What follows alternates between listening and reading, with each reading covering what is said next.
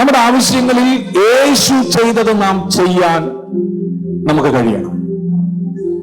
യേശു ചെയ്തത് യേശുവിനറിയാം.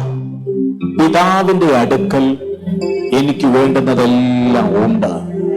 ആണ് ഇടർച്ച വരാതിരിക്കേണ്ടതിന്.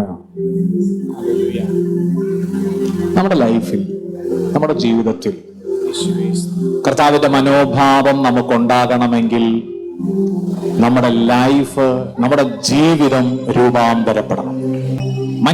മനുഷ്യനും തമ്മിൽ ഇടർച്ച വരാതിരിക്കേണ്ടതിന് പത്രോസേ, നീ കടലിൽ ചെന്ന് ചൂണ്ടയിടുക.